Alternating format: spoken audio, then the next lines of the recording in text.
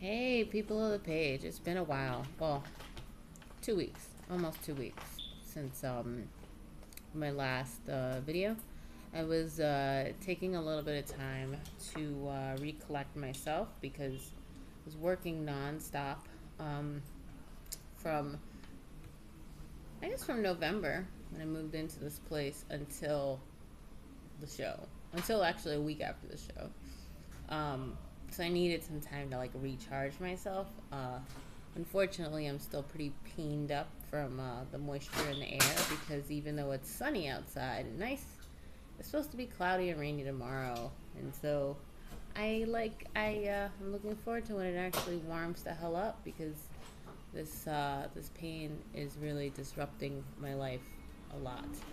Um, but it's not stopping me. So today I wanted to do. I've been talking to a lot of different people about depression and sadness and stuff because anytime, not just for amputees or someone who's chronically ill, but anytime you have whatever is going on in your life and it's too much for you, uh, you might have bouts of depression. You might have moments where you can't deal and can't function. And I was talking to a friend this morning about it too, and it was just like, regardless of how hard it is, regardless of how much it sucks, you're you're meant to be here. You have a purpose. And your purpose is to do whatever it is that you love and whatever it is makes you happy and other people happy. And so we have to be aware that it's not always going to be peachy. It's not always going to be happy. And I learned that from Landmark. Like, even if things are great for a really long time, it's still life. You're still dealing with life and people. Most people who aren't trying to make things happier for you or easier for you. So it got me thinking, well, okay, I know I've had extreme bouts of depression and suicidal thoughts, and this only happened like 3 times in my life, three substantial times in my life, but not more than that because I didn't have an issue that was like consistent with depression like that. But the first time was when I was 18, and after I was diagnosed with my lupus, I didn't know that the steroids would affect me the way they did. But the steroids, since I was on 300 milligrams, which is a lot, a lot, a lot. Um, I I one night took all the pills in the house and threw up all over the bathroom, and I didn't try again after that for a really long time. But I didn't know that the prednisone would do that to me. Had no idea. Had no warning. No doctor told me that before, and I found out from reading about it online, which wasn't a big thing. There was no Google. There was no Yahoo. It was through AOL. It was through my dial-up that I found out, which is unfortunate and sad because the doctor should have said, "Oh, hey, by the way, there's a chance you might get depressed on this medication."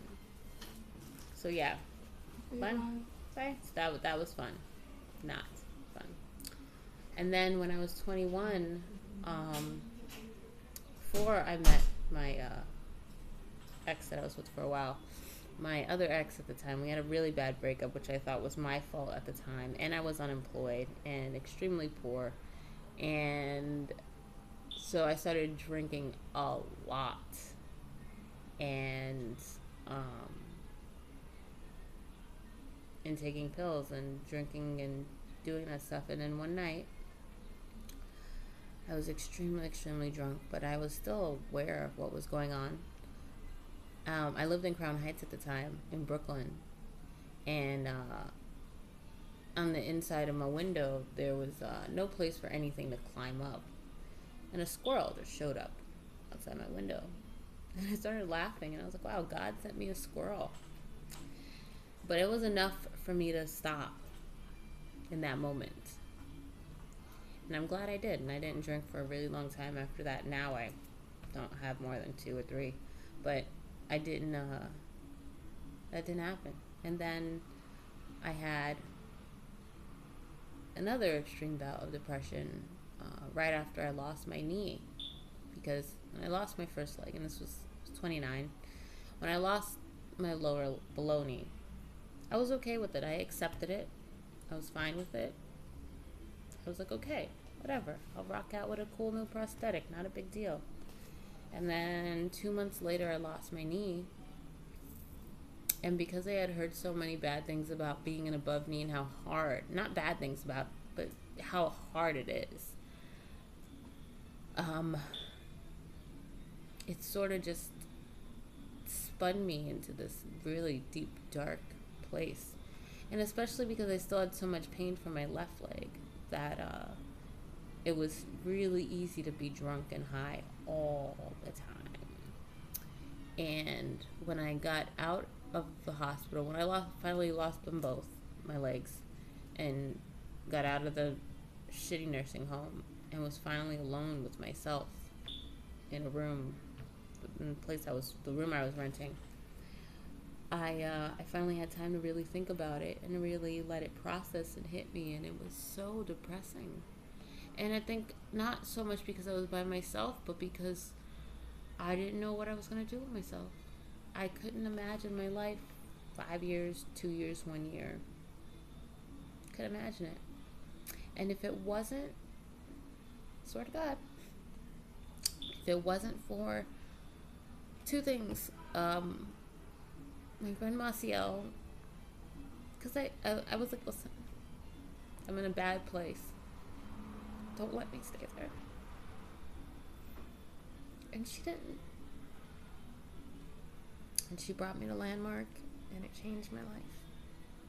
Also, the amputee support groups, they helped me a lot. And also God, like, I never, throughout all that, like, I mean, I didn't really gather faith like that in God until I was like 25. And the whole time I was struggling with all this stuff, like, you know, the latest stuff, I never lost my faith. I just